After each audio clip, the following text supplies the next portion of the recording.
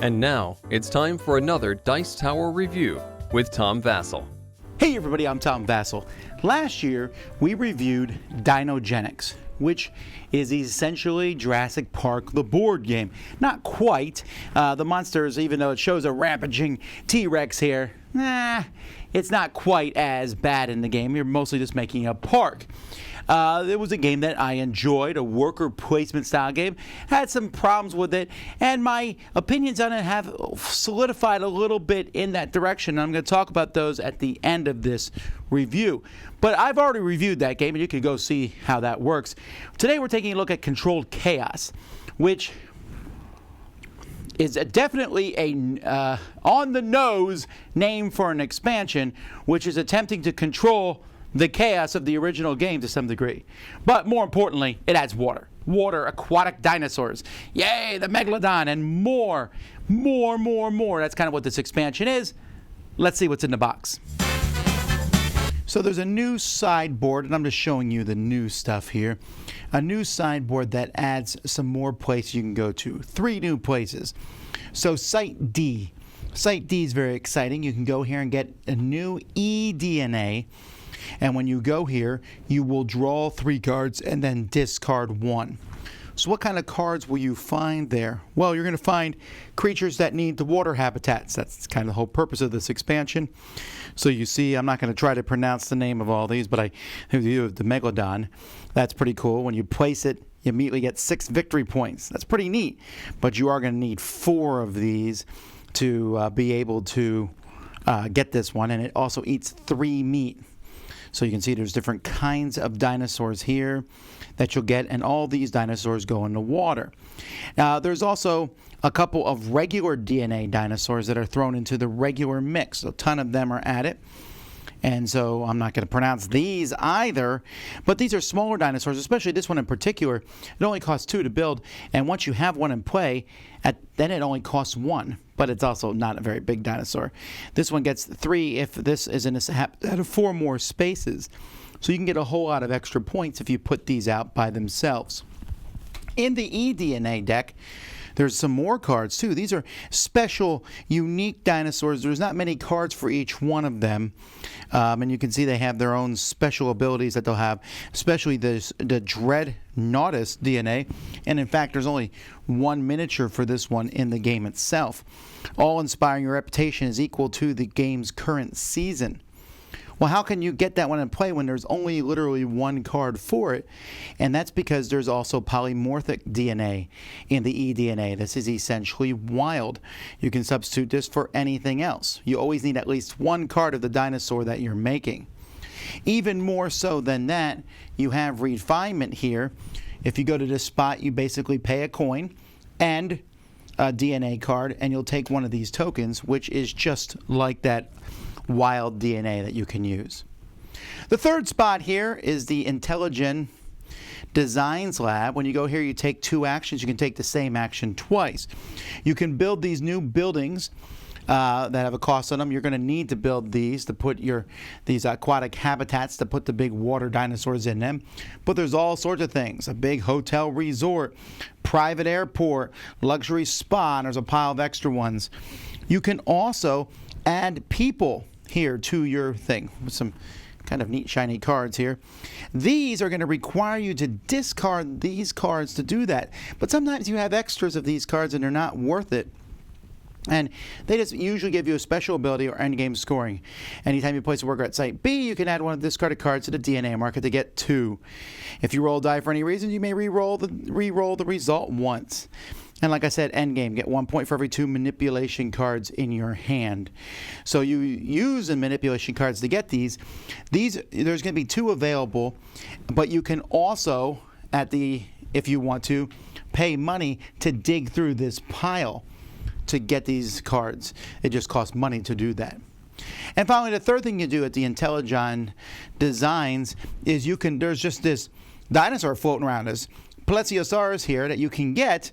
And you're going to roll these 2 new upkeep dice for it, and you pay that much to put it in your park. But you don't need any DNA. You just captured it.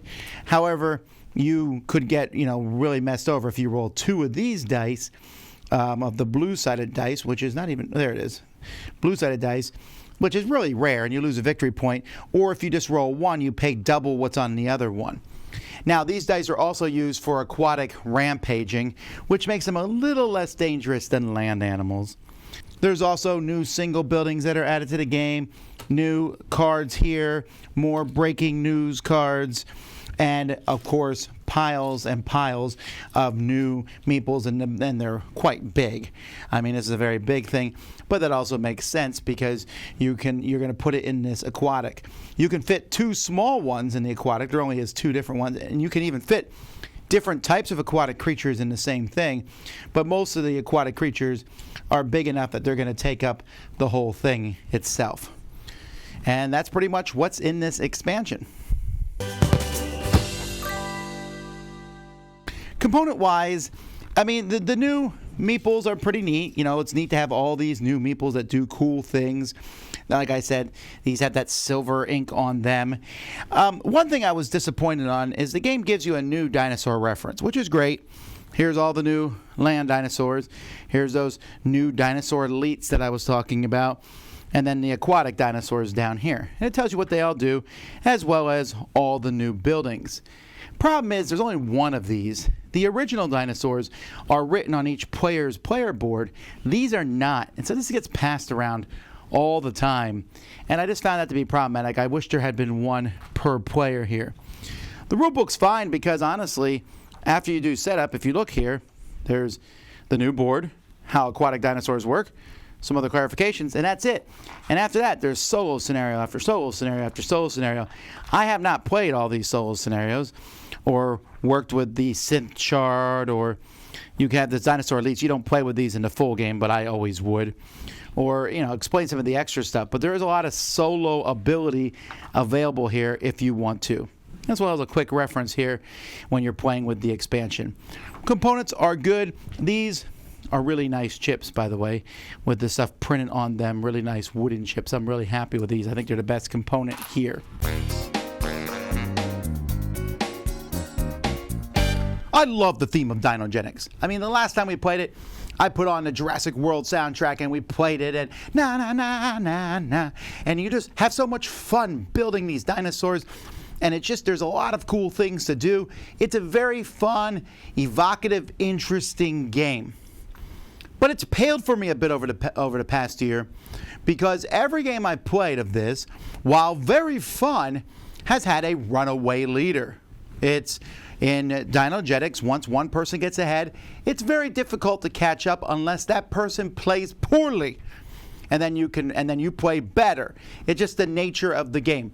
Now, the game's not overly long, and it's not that big of a deal, and I like the theme enough to overcome that, but it is a problem. There's also a good chunk of luck in the game. I'm looking for a raptor card, and I'm just not drawing any. And whereas the pterodactyl cards, I am hunting them down. Now, on the first side of things, with the runaway leaders, I think this expansion touches on that briefly, but doesn't push on it too much. You can still, there's ways to catch up a little bit more here with this expansion than there was before. With the chaos side, like I said, this is a name that's, you know, right there. It really fixes that. If I can't find pterodactyl DNA, I can now either search in the eDNA deck, or I can just go up and just grab one. You know, yes, it costs me another DNA card, but who cares? And, you know, like if you want to build those big dinosaurs, which I recommend you play with because they're just fun to have these extra dinosaurs in the game, you need to get that DNA anyway. It also gives you more places to go. So there's more things to do. There's a greater variety of dinos, and I wondered about that. We had 2 new dinos to the DNA deck. Will that dilute it? Yes, but I don't think it's necessarily a bad thing because, again, you know, you're going through that deck so fast, and it only adds 2 new dinosaurs. But you can also go up and get that wild DNA. And I think that part of the game, to me, is much better. I also like having more espionage cards. I like having more events. I like having more dinosaurs. Building the water dinosaurs is fun. Now, that one mechanism where you go out and hunt for a dinosaur in the ocean, you roll 2 dice, and that's how much you pay, and that feels tacked on. I know that they put that in there because with the more dinosaurs going and using DNA to get dinosaurs, that's going to fill up pretty easily. So that's one way if you're really desperate to get a water dino. It just felt like a slightly clunky mechanism, to me at least. But the rest of this is fun. Now, I will say this.